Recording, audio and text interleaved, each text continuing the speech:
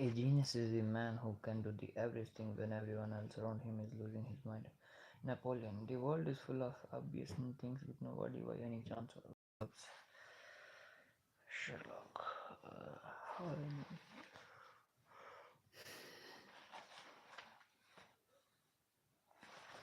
Introduction. The greatest show on earth. I spent my college years working as a valet at a nice hotel in Los Angeles. One frequent was a technology executive. He was a genius, having designed and patented a key component in Wi-Fi routers. In his 20s, he had started and sold several companies. He was wildly successful. He also had a relationship with money I would describe as a mix of insecurity and childish stupidity. He carried a stack of $100 bills several inches thick. He showed it everyone who wanted to see it and many who didn't. He bragged openly and loudly about his wealth, often while drunk and always a props of nothing. One day he handed one of my colleagues several $1,000 of cash and said, "Go to the jewelry store down the street and get me a few $1,000 gold coins." Mm, An hour later, gold coins in hand, the tech executive and his buddies gathered around by a clock overlooking the Pacific Ocean. They then proceeded to throw the coins into the sea, skipping them like rocks, cackling as they argued who went further. Just for fun, days later he shuttered a lamp in Uncle's restaurant. A manager told him it was a $500 lamp and he had to replace it. "You want $500?" the executive asked, incredulously, while pulling a brick of cash from his pocket and handing it to the manager. "Here is $5,000. Ah, now get handing it to the manager. Here is $5,000. Now get out of my face and don't ever insult me like that again." You may wonder how long this behavior lost, and the answer was not long. I learned years later that he went broke. The premise of this book is that doing well with money has a little to do with how smart you are and a lot to do with how you behave. And behavior is hard to teach. Even to really smart people, a genius who loses control of their emotions can be a financial disaster. The opposite is also true. Ordinary folks with no financial education can be wealthy if they have a handful of behavioral skills that have nothing to do with formal measures of intelligence. My favorite Wikipedia entry begins: Ronald James Reed was an American philanthropist, investor, janitor, and gas station attendant. Ronald Reed was born in rural Vermont. He was the first person in his family to graduate high school, made all the more impressive by the fact that he hiked to campus each day. For those who knew Ronald Reed, no, sorry, there wasn't much else worth mentioning. His life was about as low key as they come. Reed fixed cars at a gas station for 20 years and swept floors at J.C. Penney for 17 years. He bought a two-bedroom house for $12, $12,000 at age 38 and lived there for the rest of his life. He was widowed at age 50 and never remarried. A friend recalled that his main hobby was chopping firewood. Red died in 214 age 92, which is when the humble rural janitor made international headlines. 22, 28 lakh 13,532.8 million Americans died in 2014. Fewer than 4,000 of them had a net worth of over 8 million. When they passed away, Noel Reed was one of them. In his will, the former janitor left $2 million to his stepkids and more than 6 million to his local hospital and library. Those who knew Reed were baffled. Where did he get all that money? It turned out there was no secret, there was no lottery win, and no inheritance. Reed saved what little he could and invested in blue chip stocks. Then he waited for decades, and, and as tiny saving compounded into more than 8 million. That's it. From janitor to philanthropist, a few months before Ronald Reed died, another man named Richard was in the news.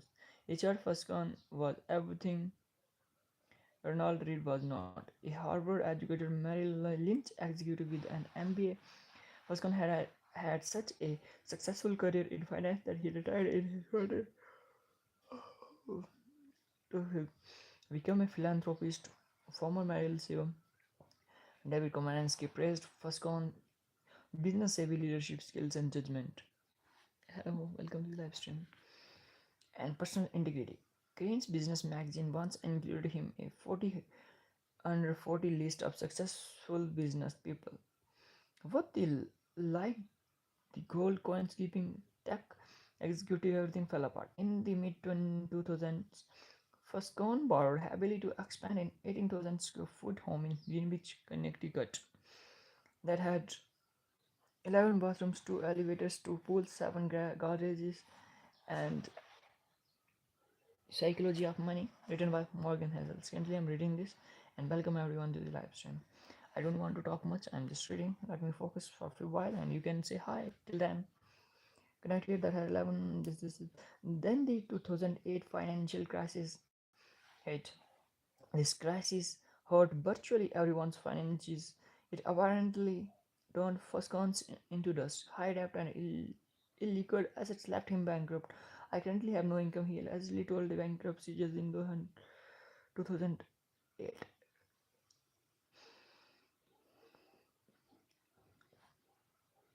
Night fog, hello.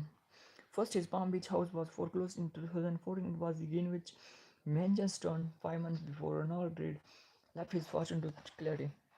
Sorry. Richard first gone home, where guests recall the thrill of dining and dancing. A top with see-through covering on the home indoor swimming pool was sold in a foreclosure auction for 75% less than an insurance company figured it was worth. Ronald Reid was patient. Richard Foscon was greedy. That's all it took to eclipse the massive education and experience gap between the two. The lesson here is not to be more like Ronald and less like Richard, though that's not bad advice. The fascinating thing about these stories is how unique they are to finance. In what other industry does someone with no college degree, no training, no background, no formal experience, and no connections massively outperform someone with the best education, the best training, and the best connections? I struggle to think of any. It is impossible to think of a story about Ronald Reid performing a heart transplant better than a Harvard trained surgeon or designing a skyscraper superior to the best trained architects. There will never be a story of janitor outperforming the world's top nuclear engineers.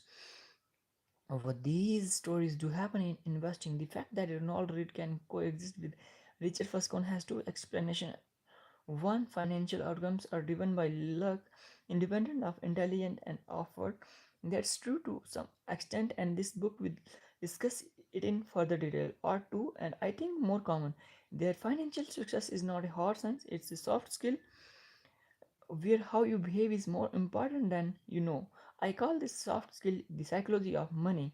The aim of this book is to use short stories to convince you that soft skills are more important than the technical side of money. I will do this in a way that will help everyone from read to first and everyone in between make better financial decisions.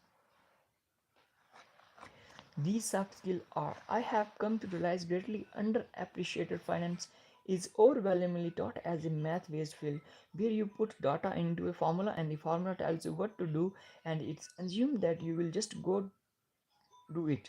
This is true in personal finance where you are told to have a 6-month emergency fund and save 10% of your salary. This is true in personal finance where you are sold to have a 6-month emergency fund and save 10% of your salary. It is true in investing where we know the exact historical correlation between the interest rates and valuations. And it's true in corporate finance where CFOs can measure the precise cost of capital. It's not that any of these things are bad or wrong, it's that knowing what to do tell you nothing about what happens in your head when you try to do it. The topics impacts everyone whether you are interested in them or not. Health and money.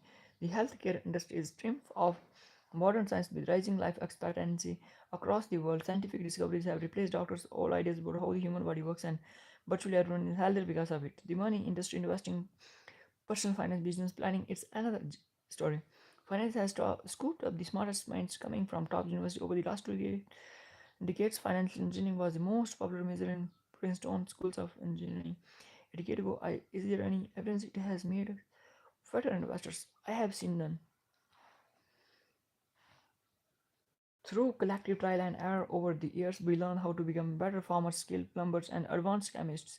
What has trial and error taught us to become better with our personal finances? Are we less likely to worry ourselves in debt, more likely to save for a rainy day, prepare for retirement, have a realistic view about what money does and doesn't do to our happiness? I have seen no compelling evidence. Most of the reason why I believe is that we think about and or talk about money in ways that are too much like physics, with rules and laws, and not enough like psychology. Oh, sorry, with emotion and nuance. And that to me is as fascinating as it is important. Money is everywhere. It affects all of us and confuses most of us. Everyone think about it little differently. In it offers lessons on things that apply to many areas of life, like risk, confidence, and happiness. Few topics offer a more powerful magnifying glass that helps explain why people behave the way that they do than money. It is one of the greatest shows on earth. My own appreciation for the psychology of money is shaped by more than a decade of writing on the topic. I began writing about finance in early 2008. It was the dawn of financial crisis and the worst recession in 80 years. To write about what was happening, I wanted to figure out what was happening. What the first thing I learned after the financial crisis was that no one could accurately explain what happened or why it happened, let alone what should be done about it. For every good explanation, there was an equally convincing rebuttal. Engineers can determine the cause of a bridge collapse because there is agreement that if a certain amount of force is applied to a certain area, that area will break. Physics isn't controversial, it's guided by laws. Finance is different, it's guided by people's behavior, and how I behave might make sense to me but look crazy to you. The more I studied and wrote about the financial crisis, the more I realized that you could understand it better through the lenses of psychology and history, not finance. To grasp why people worry themselves in debt, you don't need to study interest rates, you need to study the history of greed, insecurity, and optimism. To get why investors sell out at the bottom of a bear market, you don't need to study the math of expected future returns. You need to think about the agony of looking at your family and burning if your investment are imperiling their future. I love volatile observation that history never repeats itself, man, always does. It applies so well to how we behave with money. In 2018, I wrote a report outlining 20 of the most important flaws, biases, and causes of bad behavior I have seen affect people when dealing with money. It was called The Psychology of Money, and over 1 million people have read it. This book is a deeper dive into the topic. Some short passages from the report appear unaltered in this book. What you are holding is 20 chapters, each describing what I consider to be the most important and often counterintuitive feature of the psychology of money. The chapters revolve around a common theme but exist on their own and can be read independently. It's not a long book. You are welcome. Most readers don't finish the books they begin because most single topics don't require 300 pages of explanation. I would rather make 20 short points you finish than one long one you give up on. One. And we go. Let's start the chapter 1. There is chapter 1, but I cannot view it because it means no one is crazy. Hello and welcome to the live stream. I'm doing it after a long time in early morning. I don't know how long I will read it. It's been 40 minutes. Oh, that's great. Let me read it. Let me tell you about a problem. It might make you feel better about what you do with your money and less judgmental about what other people do with theirs. People do some crazy things with money, but no one is crazy. Here's the thing: people from different generations raised by different parents who earned different incomes and held different values in different parts of the world were into different economics, experiencing different jobs, markets with different incentives and different degrees of luck, learned by different lessons. Everyone has their own unique experience with how the world works, and what you have experienced is more compelling than what you learn secondhand. So all of me, everyone go through life anchored to set of views about how many works that vary wildly from person. Seems crazy to you might make sense to me. The person who grew up in poverty thinks about risk and reward in ways the child of a wealthy banker cannot fathom if he tried. The person who grew up when inflation was high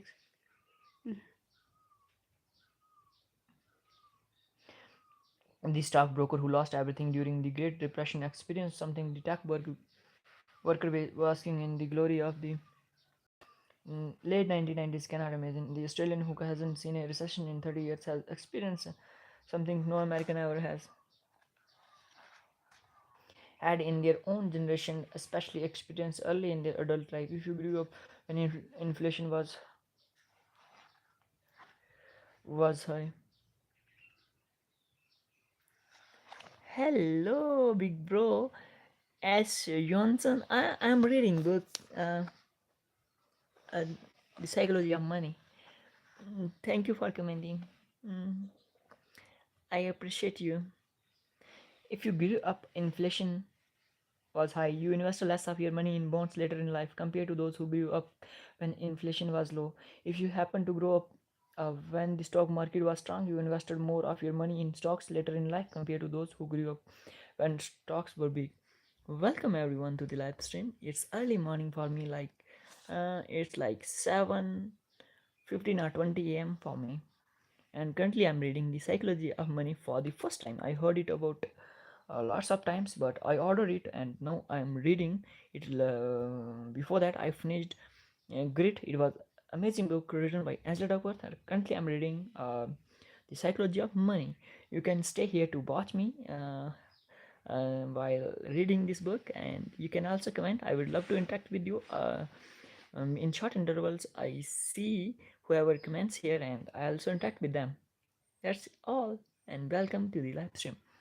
The economists wrote our findings suggest that individual investors' willingness to bear risk depends on personal history, not intelligence or education or sophistication, just the dumb luck of when and where you were born. The Financial Times interviewed Bill Gross, the famed bond manager in 2019. Gross admits that he would probably not be where he is today if he had been born a decade earlier or later. The piece said Gross Gross career considered almost perfectly with the generational collapse in interest rates that gave bond prices a tailwind. That kind of thing doesn't just affect the opportunities you come across, it affects what you think about those opportunities when they are presented to you. To Gross bonds were wealth generating machines to his father's generations who grew up with and endured higher inflation.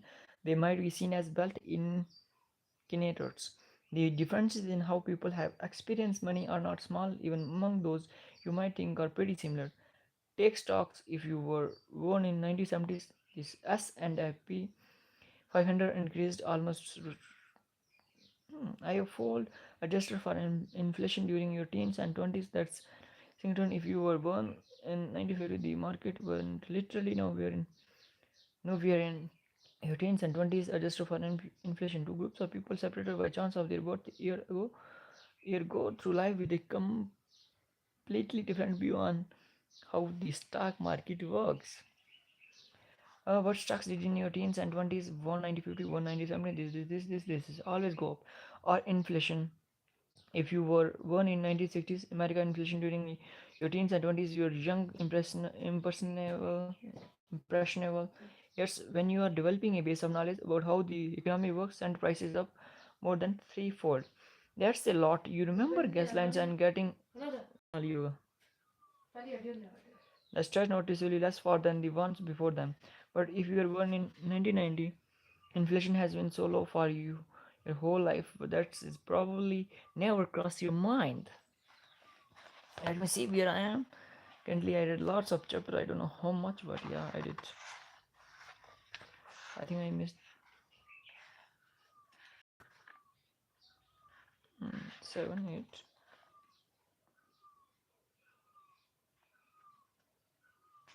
I think some chapters, some pages I miss in this book. I don't know, but it's okay.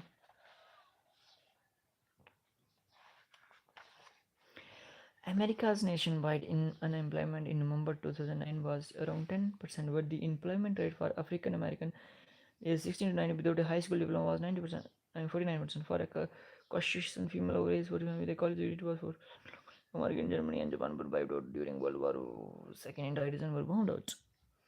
At the end of the war, German farms only produced enough food to provide the country's citizens with 1,000 calories a day. Compare that to the US, where the stock market more than doubled from 1941 through the end of 1941. The economy was the strongest it had been in almost 2 decades. No one should expect members of these groups to go through the rest of their lives thinking the same thing about inflation or the stock market or unemployment or money in general. No one should expect them to respond to financial information the same way. No one should assume they are influenced by the same incentives. No one should expect them to trust the same source of advices. No one should expect them to agree on what matters, what's worth it, what's likely to happen next, and what's the best path forward is. The view of money was found in different worlds, and when that's the case, a view of about money that one group of people thinks in outrageous can make perfect sense to another. A few years ago, the New York Times did a story on working condition of fast corn, the massive Taiwanese. So the conditions are often atrocious. Readers were rightly upset. What a fascinating response to the story came from the nephew of a Chinese worker who wrote in the commenter section, "My aunt worked several years in what Americans call sweet sweatshops. It was hard work, long hours, small wage, poor working condition. Do you know what my aunt did before this? She worked in one of these factories. She was a prostitute." Hi, icon for life. Why not? Welcome, Lost Wire. Anish, do you know what my aunt did before she worked in one of these factories? Yes, I exactly said Lost Wire. She was a prostitute. The idea of working in a computer that all lifestyle is an improvement. In my opinion, I know that my aunt would rather be exploitatory by an evil capitalist boss for a couple of dollars than have her body be exploited by several men for pennies. It's early morning for me. It's like 7:30, around 7:30 a.m. for me, and I'm reading book and continuously from 20 minutes. I just read around 17 pages in reading The Psychology of Money. That's why I am upset by many Americans thinking we do not have the same opportunity as the best. Our governmental infrastructure is different, the country is different, the aspect is high level. Could it be better? Yes, but only when you compare us to American jobs. I don't know what to make of this. Part of me wants to argue fiercely, part of me wants to understand. 3 p.m. Okay. Different experience can lead to vastly different views within topics that one side intuitively thinks should be black and white. Oh, I will read one more page and 1.5 page. I will read 1.5 page more. Every decision people make with money is justified by taking the information they have at the moment and plugging it into their unique mental model of how the world works. Those people who can, those people can be misinformed. They can have incompletely information. They can be bad at math. They can be persuaded by rotten marketing. They can have no idea what they are doing. They can misjudge the consequences of their action. Or can they never ever? But every financial decision a person makes sense to them in all that form moment and checks the boxes they need to check. They tell themselves a story about what they are doing and why they are doing it, and that story has been shaped by their own unique experiences. Take a simple example: lottery tickets. Americans spend more on them than movies, video games, music, sporting events, and books combined. And who buys them? Most poor people, the lowest income in household in the US on average $4 a year on lotto tickets for 4 times the amount of those in the highest income groups. 40% of Americans cannot come up with $400 in an emergency, which is to say those buying $400 in lottery tickets are by and large the same people who say they couldn't come up with 4,000 in $400 in an emergency. They are blowing their safety nets on something with a one in millions chance of hitting it big. That seems crazy to me. It probably seems crazy to you too. But I am not in the lowest income group. You are likely not either. So it's hard for many of us to intuitively grasp the subconscious reasoning for low income lottery ticket buyers. What strain a little, and you can imagine it going something like this: we live paycheck to paycheck, and saving seems out of reach. Our prospects for much higher wages seems out of reach. We cannot afford nice vacations, new cars, health insurance, or home in safe neighborhoods. We cannot put our kids through college without crippling debt. Much of the stuff you people who read finance book either have now or have a good chance of getting. We don't. Buying a lottery ticket is the only time in our lives we can hold a tangible dream of getting the good stuff that you already have and take for granted. We are paying for a dream, and you may not understand that because you are already living a dream. That is why we buy more tickets than you do. You don't have to agree with this reasoning. Buying lotto tickets when you are broke is still a bad idea, but I can kind of understand why lotto ticket sales persist. And that idea, what you are doing, seems crazy, but I kind of understand why you are doing it. Uncovers the root of many of our financial decisions. A few people make the financial decision purely with a spreadsheet. They make them at the dinner table or in a company meeting. Places where personal history, your own unique view of the world, ego, pride, marketing, and or incentives are scrambled together into a narrative that works for you. That's all for today, and that's the end of the live. It's 26 minutes, and not finished. I just finished few pages. Oh my god, I'm just tired and I'm just feeling hungry too, and I don't know. I think I'm feeling a bit more energetic after reading the book. Oh my god. Oh my gosh. I'm tired also, but it's okay. Have a great day and wish you good luck. Thank you so